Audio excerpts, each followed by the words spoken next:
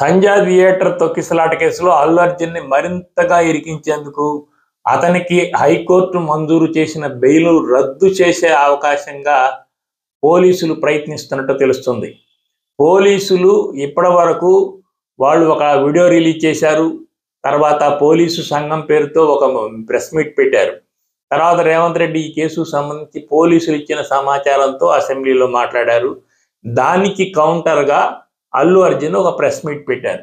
అయితే ఎక్కడా కూడా ఇది రికార్డెడ్గా లేదు.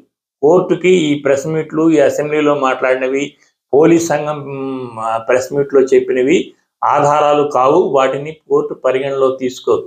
కనుక అల్లు అర్జున్ యొక్క బెయిల్ రద్దు చేయించాలి అంటే స్పష్టమైన ఆధారాలు ఉండాలి, రికార్డెడ్గా ఉండాలి.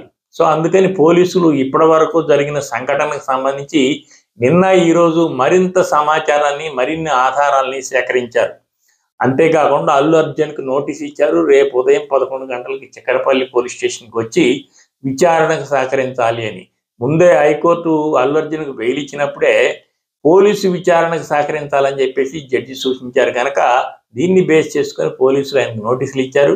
ఆయన రేపు ఉదయం అక్కడికి వెళ్ళినాక వాళ్ళు ఇప్పటి వరకు సేకరించిన సమాచారానికి సంబంధించిన ప్రశ్నలు సంధిస్తారు. ఆ ప్రశ్నించిన సందర్భాలకి ఇతను ఇచ్చిన సమాధానాలను రికార్డెడ్గా నమోదు చేస్తారు. ఈ మొత్తాన్ని కోర్టుకు పెడతారు.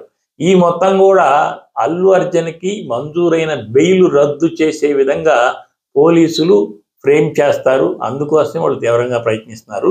రేపు ఉదయం ఆయన విచారణకు వెళ్ళినప్పుడు పూర్తిగా ఆయన రికార్డ్ చేస్తారు.